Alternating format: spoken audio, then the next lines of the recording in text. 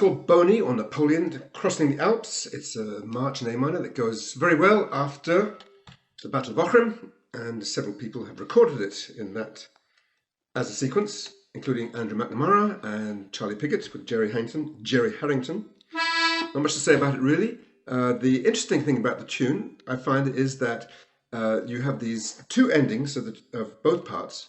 One time, the first time it ends on a G.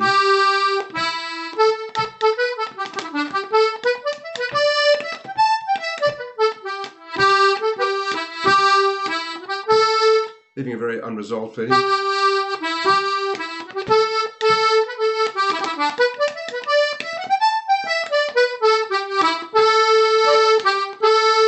And the second time it ends on an A, in this version anyway, which I really like because it sounds very open and unresolved, and it's almost not like an A chord, but almost like an open D chord.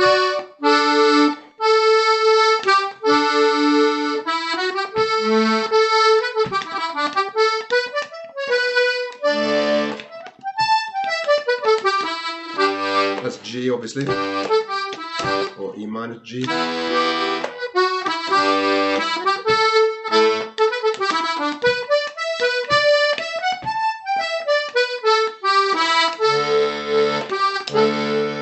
So I very much like that the two endings, the G and the A, and nearly all the recorded versions I've heard follow that pattern.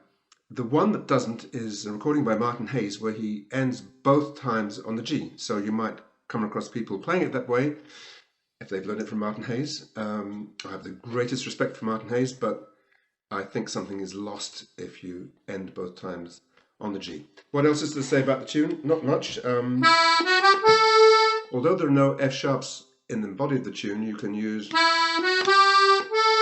an F sharp to run up to the starter, and obviously makes sense to use your outer row F sharp for that. You could use the one on the row if you like, no problem.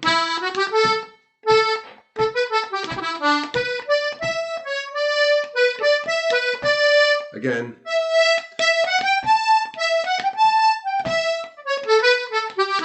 Again.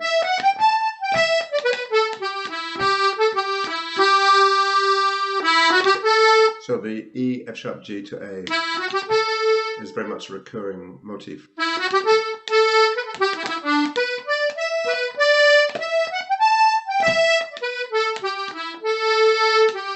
In the second part,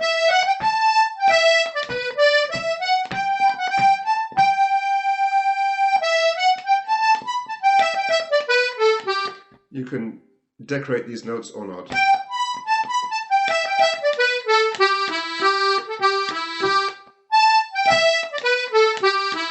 That's the simplest way.